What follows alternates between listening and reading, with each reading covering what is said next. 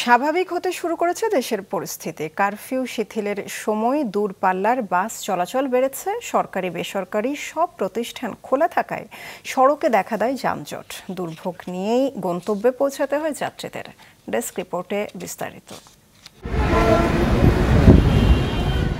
Curfew শিথিলের সময় বিভিন্ন মহাসড়কে দূরপাল্লার যানবাহনের সংখ্যা বেড়েছে। ঢাকামুখী পরিবহনগুলোকেও স্বাভাবিক সময়ের মতো চলতে দেখা যায়। ঢাকা টাঙ্গাইল ও ঢাকা ময়মনসিংহ মহাসড়কে যান চলাচল বেড়ে যাওয়ায় চন্দ্রা ও চান্দনা চৌরাস্তা সহ বিভিন্ন এলাকায় যানবাহনের বাড়তি চাপ দেখা যায়। গণপরিবহন না পাওয়ায় দুর্ভোগে পড়তে হয় অনেক কর্মজীবীকে। বিভিন্ন স্থানে সড়ক, মহাসড়ক, নগর, শহর, বন্দর ও গুরুত্বপূর্ণ এলাকা জুড়ে কঠোর অবস্থানে রয়েছে সেনাবাহিনী ও আইনশৃঙ্খলা বাহিনীর সদস্যরা। মহাসড়কের নিরাপত্তা ও শৃঙ্খলা রক্ষায় কাজ করছে হাইওয়ে পুলিশ। সবাইকে সরকারি নির্দেশনা মেনে শৃঙ্খলার সাথে দৈনন্দিন কাজ করার অনুরোধ সংশ্লিষ্ট কর্মকর্তাদের।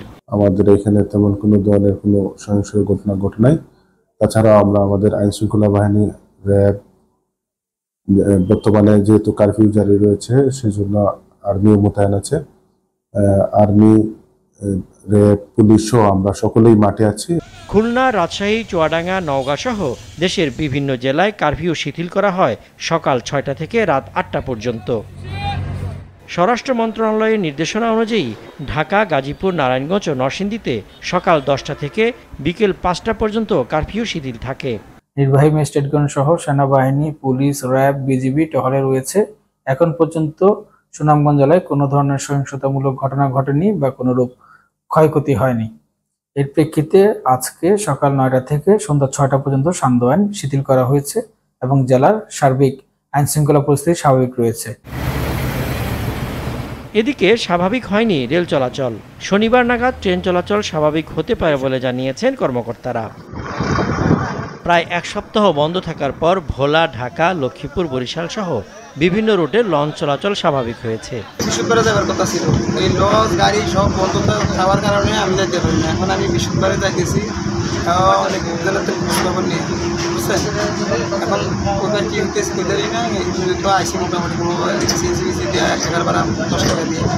এখন আপনার এখনো কাস্টমার ঠিক মতন আসে না, অনেকেও জানে না যে দোকানপাট খুলছে।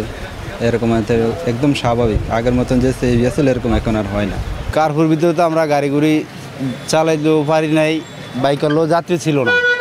তো এখন মোটামুটি যাত্রী আছে, এখন আমরা মোটামুটি কিছুটা চলতে পারি। এছাড়া খুলনায় মহানগর জামাত নেতাসহ 4 মামলায় 14 জন, বরিশালে 8টি মামলায় 112 জন, সিরাজগঞ্জে 6 মামলায় 141 জন ও নারায়ণগঞ্জে 5 মামলায় 65 জনকে গ্রেফতার করা হয়েছে। সজীব সাদিক, মাছরাঙা নিউজ ডেস্ক।